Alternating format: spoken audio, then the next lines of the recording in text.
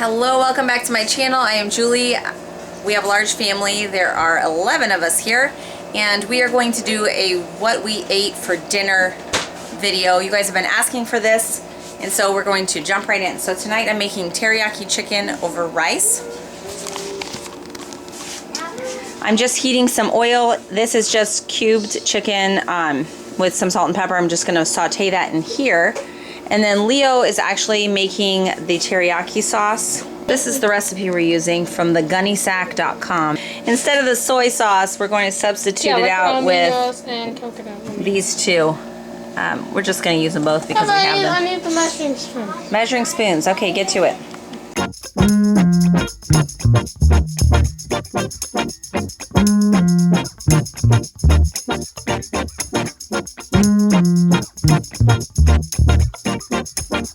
I'm going to serve it over rice with stir-fried vegetables. So I just used a big bag of the frozen vegetables from Costco and just sauteed them with some oil and salt, just very basic.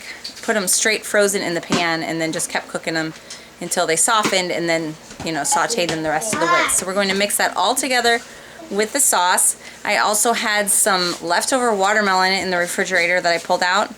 Bella made some more ranch dressing for us, and so we'll have that with just some lettuce.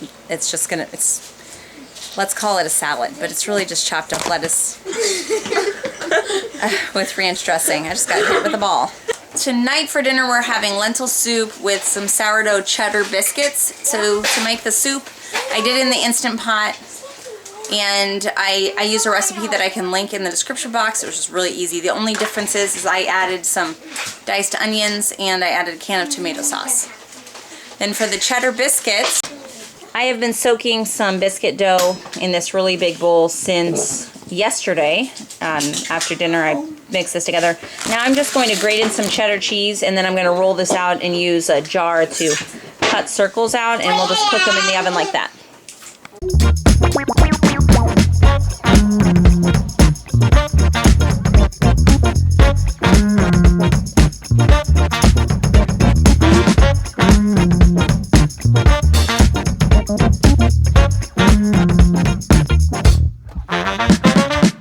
Yeah, and I should taste it first. This is the finished product. Looks delicious. We're mixing it with some sour cream. Smells so good in here. It is not actually dinner time here, but last night we were out, we had to run an errand, and we just got a rotisserie chicken and salad mix from Costco for dinner.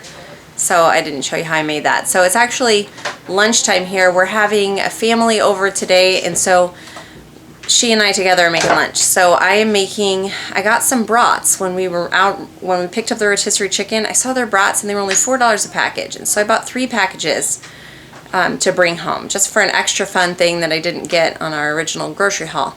And so I've cooked a package of those brats with potatoes.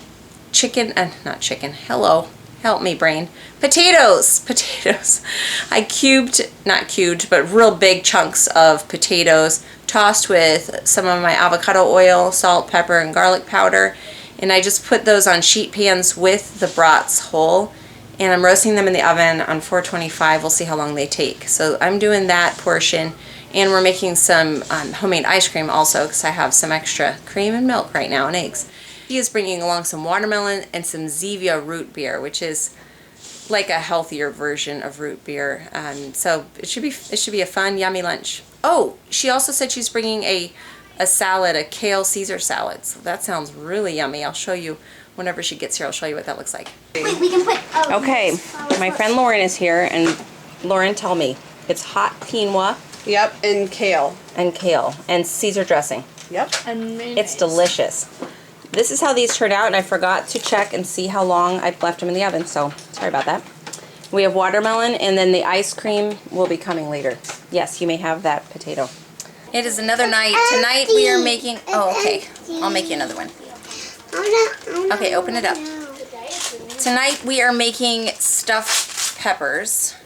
I have peppers already washed and scooped and in the oven to soften. I don't have a microwave. The recipe said to soften them in the microwave, but I just stuck them in the oven for a little bit. And then I am cooking ground beef. Let's see, onions, seasonings, tomato. I'll show you the recipe. Yeah. Mix it. Go ahead. This is the recipe. So theirs calls for ground beef and mushrooms. I don't have any mushrooms. I'm going to put in corn, onions, garlic. I have some celery, and then it's tomato. I'll link the recipe. I'm cooking rice right now in my Instant Pot. So I'll mix that in there, and then you top them with cheese. They look really, really good.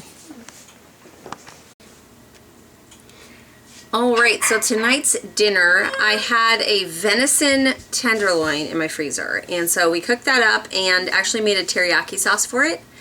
It just sliced it really thin, and it's in the teriyaki sauce, almost like a marinade, but it's just going to stay in there and be served with it.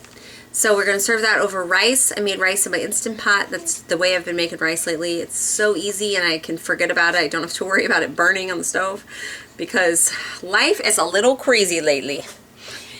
Then we have, for sides, we actually have green beans from our garden. It's our first batch of green beans from our garden. We finally have enough to make it worthwhile for a big family.